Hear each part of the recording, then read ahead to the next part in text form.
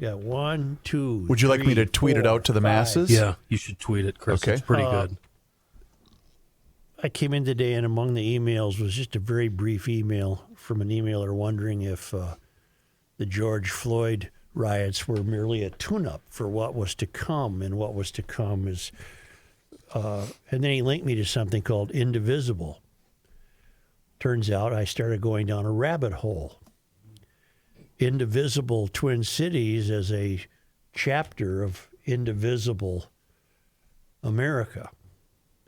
Indivisible is a progressive movement and organization in the U.S. initiated in 2016 as a reaction to the election of Trump. The movement's organizational leadership includes the Indivisible Project, the Indivisible Civics, and Indivisible Action. The movement began with the online publication of a handbook written by congressional staffers with suggestions for peacefully but effectively resisting the move to the right in the executive branch of the U.S. government under the Trump administration that they anticipated and feared. The progressives feared it. According to Peter Dreyer, the goal of Indivisible is to save American democracy and resume the project of creating a humane America that is more like a social democracy. The Indivisible's founders were Leah Greenberg and Ezra Levin. They were included in Time Magazine's 100 Most Influential People of 2019. So there's a national movement called the Indivisible Movement. And that leads to the discovery that there is a group called Indivisible Twin Cities. Indivisible Twin Cities is a local chapter of National Indivisible, a grassroots group of volunteers dedicated to increasing civic engagement and education on progressive policies. At the city, state, and national level, we encourage civic engagement by organizing informative actions and events. And there's a weekend event right here in Minnesota, and it's going to be called No Kings. And it turns out the No Kings National Day of Defiance is going to be held throughout the country. This has all been sprung from what's happening in Los Angeles. But it sounds like progressives and democratic socialists plan to so-called protest, particularly in the cities closer you get to the country's tallest buildings run by Democrats. So on Saturday, we have the No Kings protest organized by Indivisible. And that's going to be meet at 11 a.m. at St. Paul College. And the march begins at 12 p.m. And apparently the brunt of the afternoon will be held or beginning at 1 p.m. at the Minnesota State Capitol. That's this Saturday. And, John, how many sponsors does Indivisible America have? You counted what, 200? I looked up the No Kings. I'm sorry, No Kings. 208.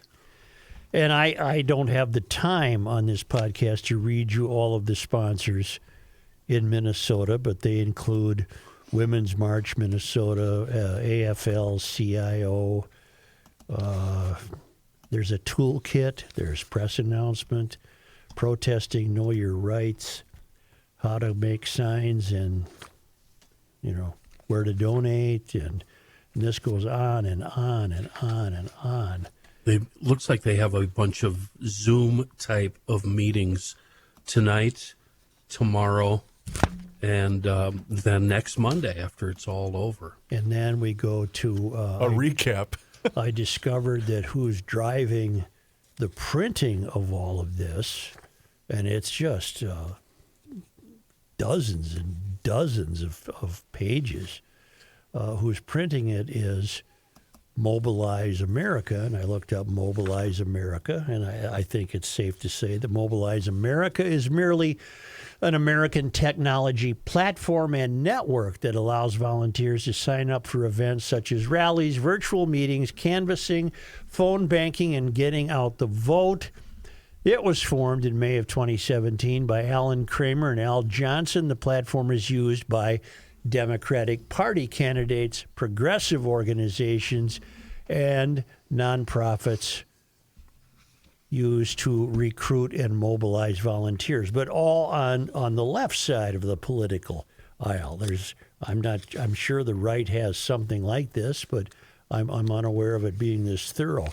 So all over the country this weekend are going to be planned No King protests. I guess I'm offering this as an example of don't buy the idea that these are spontaneously popping up.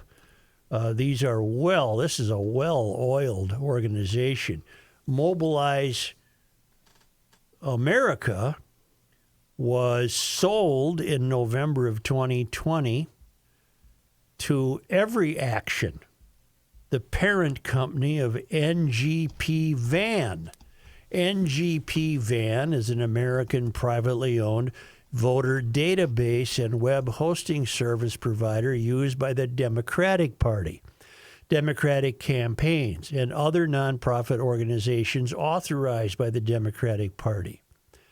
The platform or service is used by political and social campaigns for fundraising, campaign finance compliance, field organization, and digital organizations. NGP Van was formerly known as Voter Activation Network, Inc. The company was founded in 2001 and is based in Washington, D.C. It is the largest partisan provider of campaign compliance software used by most Democratic members of Congress. The company's services have been utilized by clients such as the Obama 2008 presidential campaign, the Obama 2012 presidential campaign, the Hillary Clinton 2016 presidential campaign, the Bernie Sanders 2016 presidential campaign, and the British Liberal Democrats and the Liberal Party of Canada. So it's a very partisan company, but they get paid. I suspect how it works is that Betty McCollum, for example, I'm just guessing this is how it works. She tells her people, we need some more information on voting, the voting situation in my ward in St. Paul, and maybe you call up Mobilize, and they provide that, and then you have to pay them, which is why politicians are always raising money. They have to pay these outfits.